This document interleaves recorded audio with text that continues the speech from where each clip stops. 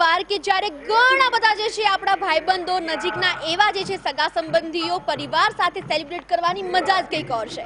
તો ત્યારે આ વર્ષની તમારી ઉત્તરાયણ, તમારી મકર સંક્રાંતિ છે, વીટીવીએ થોડી અલગ જ રીતે સેલિબ્રેટ કરવાનું વિચારી લીધું છે.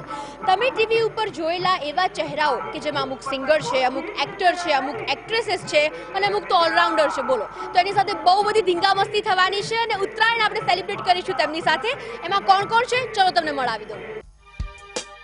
તહેવારો દરેકના જીવનમાં નવો જોશ ભરી દેતા હોય છે અને એમાંય ઉત્તરાયણનો તહેવાર એટલે કે બાળકોથી લઈને મોટાઓ સૌ કોઈનો અતિ પ્રિય તહેવાર. સઘળા તહેવારો તો હિન્દુ તિથિ અનુસાર ઉજવાતા હોય છે, પણ માત્ર ઉત્તરાયણનો તહેવાર જ તારીખ પ્રમાણે એટલે કે જાન્યુઆરી માસની 14મી તારીખે ઉજવાય છે. પરંતુ મકર સંક્રાંતિની ઉજવણી તો 14મી તારીખની પહેલાથી જ થઈ જતી હોય છે, જે વાસી ઉત્તરાયણ સુધી યથાવત રહે છે.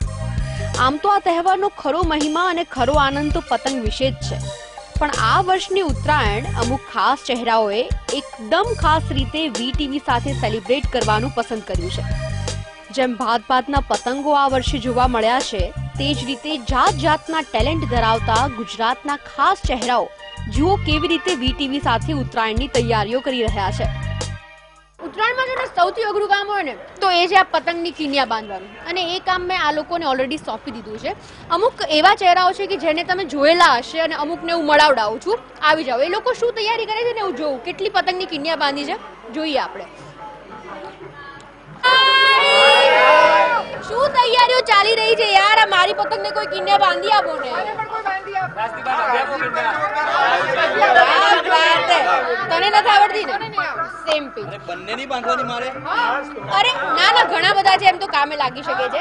પણ પહેલા તો તમને લોકોને જણાવી દઉં કે આ જેટલા પણ આપણી સાથે છે ને એ ફિલ્મ જગતના, ગુજરાતી ફિલ્મ જગતના નામચીન ચહેરાઓ પણ છે. અને અમુક જે છે એમને, જેમ કે રાજદીપભાઈની વાત કરીએ તો કેટલા બધા 1000 જેટલા આલ્બમ જે છે એમને કર્યા છે અને 5 મૂવીમાં કામ પણ કર્યું છે. અને સાથે ચીની 2011 ના મિસ ગુજરાત છે આપણી સાથે, કે જે અત્યારે જે એક્ટ્રેસ પણ છે. ઓકે ગાઈઝ, ઉત્તરાયણ છે ને એ એક એવો તહેવાર છે કે આમ બધાને સાથે લાવી દે અને આમ ફૂલ ઓન ધીંગામસ્તી, એકદમ કેરફ્રી થઈ જઈએ ને આપણે. તો મને એમ જણાવો કે જેમ ધાબા પર જેવા એન્ટર થઈએ ને તો અમુક લાઈનો કોમન છે કે આપણને ખબર જ હોય કે આ બોલાવાની છે. તો ધાબા ઉપર ઉત્તરાયણના દિવસે તમે એવી સાંભળેલી લાઈનો કરી? ચીની પતંગ કાપતા તો મને આવડતી નથી, છતાં પણ હું કહું છું કે કાઈપો છે.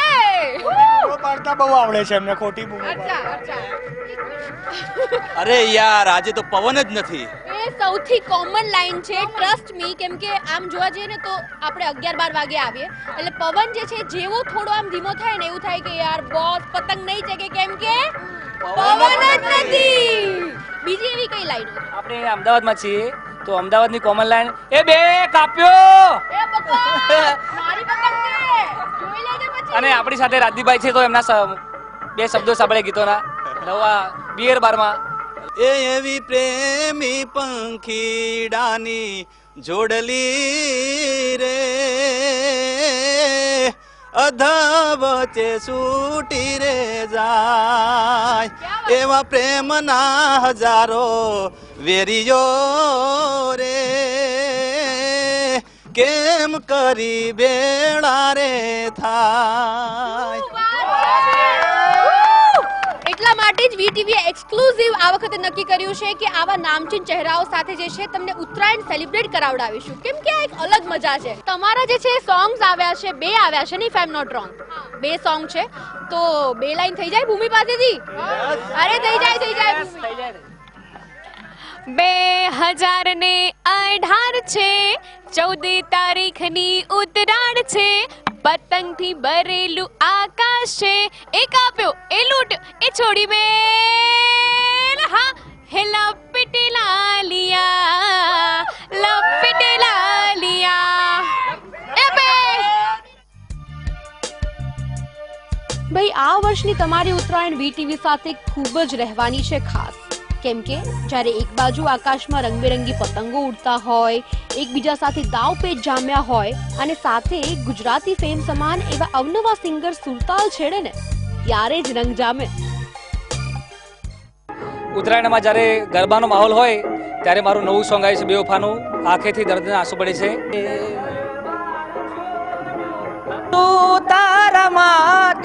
લૂંટાઈ ગયો હું પ્રેમની વાટે હૈયામ પ્રેમની હોળી બળે છે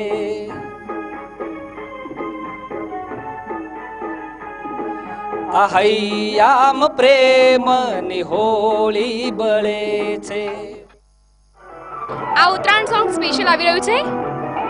લાલ રે ધોળી પીળી રે કાળી ઉડી રે ઉડી પતંગ ઉડી ખુલ્લા ગગન મારે ઉડી ઉડી ઉડી ઉડી ઉડી એ થોડી ઢીલ દઈ દે ખેંચીને કાપો એ હા થોડી ઢીલ દઈ દે ખેંચીને કાપો હે ખેંચીને કાપો પછી પતંગ લપટાવ ચિકારી પાણી પછી લપેટે બોલાવ થોડી ઢીલ દઈ દે ખેંચીને કાપો એ હા થોડી ઢીલ દઈ દે ખેંચીને કાપો.